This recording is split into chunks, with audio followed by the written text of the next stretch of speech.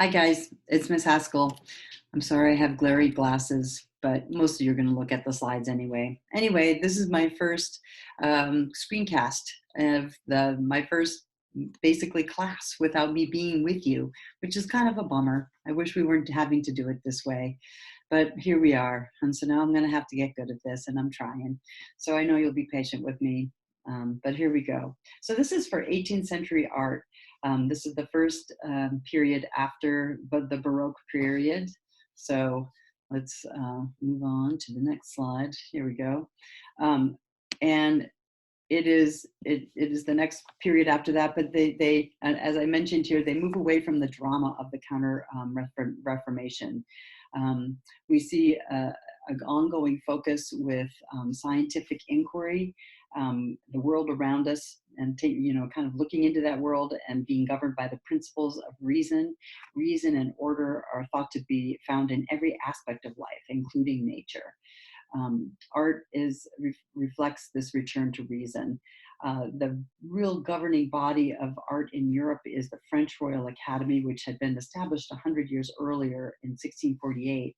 And they held exhibits of their work by its members called the Paris Salons. These were very successful at influencing all European artistic tastes at the time, and it very much cemented the Academy's position as the dictators of style and form in art. And it was interesting because there were those who really disagreed, but they got stomped out pretty well, right up until about the late 1800s, and when basically the Impressionists drew them in.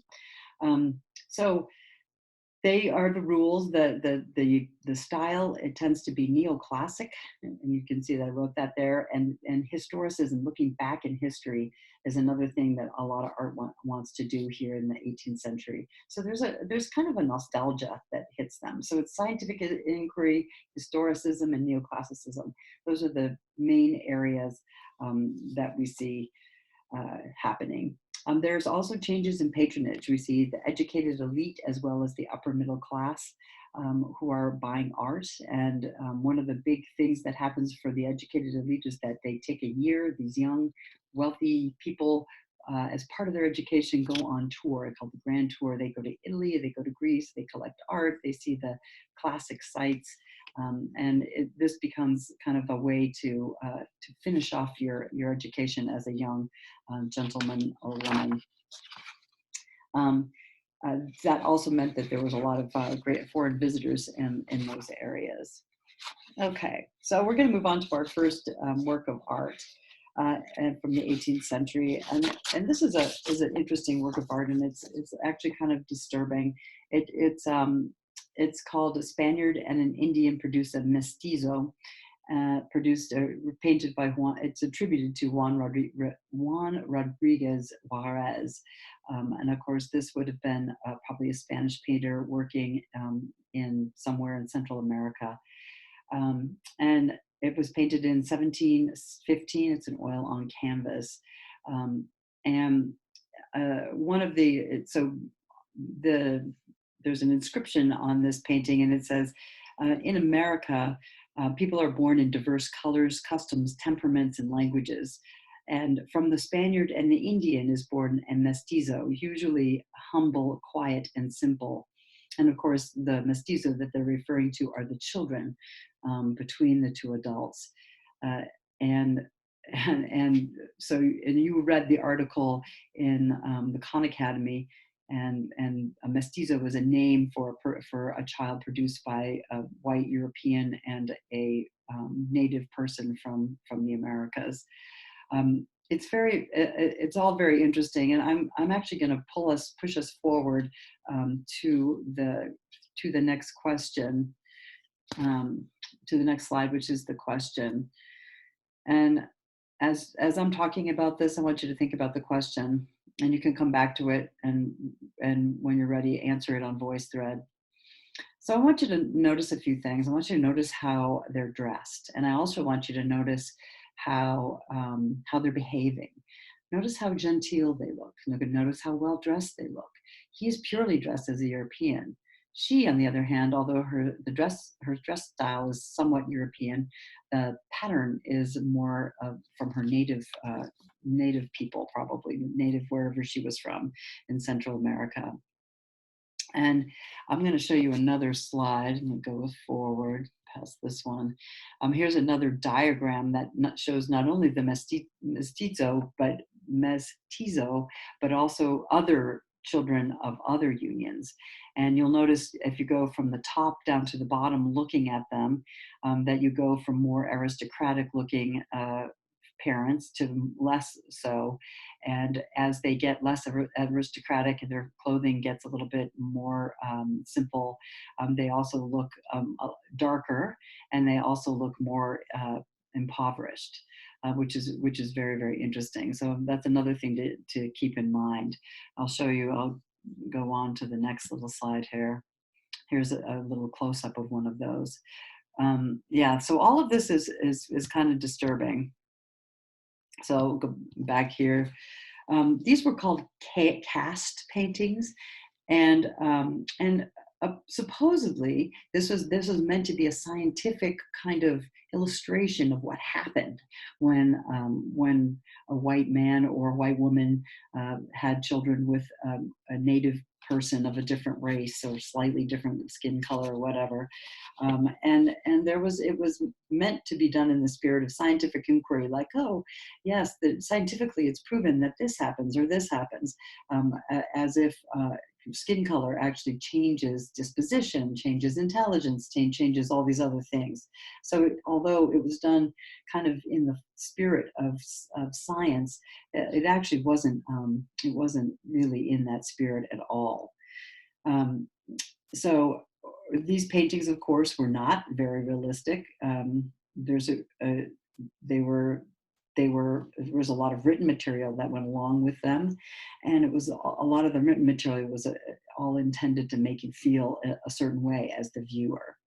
So let's think about that. What is the purpose of this painting? And and and then that's the question I want to ask you. And before you answer it, take a look at how they're asking us to look at these two. Look at how genteel they look. Look at how loving they look. Look at how happy they look. Why are they made to look so good? Why are they looking, why is this particular couple made to look so wonderful, loving, warm, happy? It's very interesting. I'm going to read you another primary document from one of these illustrations. Quote, for instance, a Spaniard and a mestizo produce a castizo, which is a burned tree. That's the interpretation. While a Spaniard and a Morisco, a Muslim who's been forced to convert to Christianity, produce a Torah atras, return backwards, and a no te entiendo, I don't understand you, with a kambuya, offspring of an Indian woman and an African man, make a tentra en al air, or hold yourself in midair. These are all writings that went along with these pictures. Indigenous peoples who choose to live outside civilized norms and were not Christians were labeled Makos, or barbarians. So all of these paintings had a purpose. They weren't produced for pleasure. They were produced for education or propaganda, which is interesting. And you can imagine that most families were not presented in the same way that this one was. And it's in the style of the 18th century's kind of grand manner style, which is a slow evolution away from Baroque style. Okay, here's the question. So make sure you pause here and answer it on VoiceThread. Okay, our next slide is by artist William Hogarth. It's called The Marriage Contract, and it's from the series that he made called Marriage a la Mode. I've already had you do the reading on this one, so you don't have to read it again if you haven't done it, if you've already done it. If you haven't read this, because I did assign the reading at the end of last trimester, do read this. Do go to read the text and look at the Khan Academy. It's really funny and it's really interesting. Here's the question. This is Hogarth, the artist, and this is the piece that's on the AP. This is another one of the series of the Marriage a la Mode. But let's go back to Oops, I'm going forward and I don't want to. Let's go back. All right, here it is. Let's take a look at this one because I think this one does a really good job of explaining what this is. So before I start talking, just take a moment to really study it. Notice where it's set. Notice all the people in the room. Take a look at what's outside the window.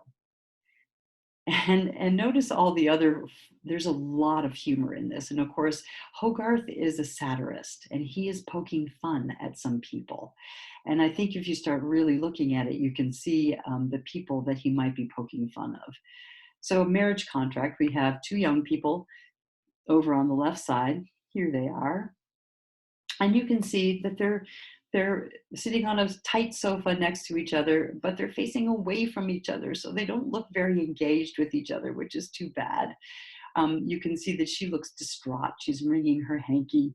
Meanwhile, the young man looks like a total fop. Look at him, all kind of gazing off into nowhere. You'll notice he's got this big kind of mole on his cheek or chin or whatever. And that is not a mole. It is, in fact, a sign of advanced syphilis, which is kind of interesting. Tells you a little bit about his lifestyle. You'll notice that their relationship, soon to be relationship, because they're the two betrothed, are a little bit represented here. You guys all know about the dog being a symbol of loyalty, and here they are chained to one another, looking pretty sad. Okay, over on this side, of course, these are the adults, the two fathers drawing up the marriage contract. You can see marriage contract right here in this guy's hand. And you can see this guy who's looking all pompous and full of himself in his really nice clothing. Well, this is the gentry. This is the lord of the house, the man who has title and land, and who's probably poor. He's land poor. He's land rich. He's got land, but he doesn't have any money. But this guy, who is probably the father of the girl, is like a manufacturer, a self-made man. He's got lots of money, but he doesn't have a title. But if he marries his daughter to this guy's son, then his family, his grandchildren, will have title.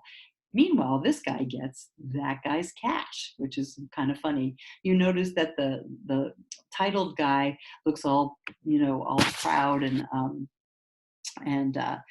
well dressed and full of himself. But you'll notice that he's got a crutch and his foot is up on a book. He's got gout, which is considered a rich man's disease from eating too much rich food. Whereas the father of the bride looks kind of like he fits ill inside of his wig in his fancy coat. He doesn't look like he has grown into his money yet. So they're poking fun at this. They need each other. This is a symbiotic relationship, and so Hogarth is saying, this is a funny alliance that the new wealth, the nouveau riche manufacturer, buys his title from the poor gentry.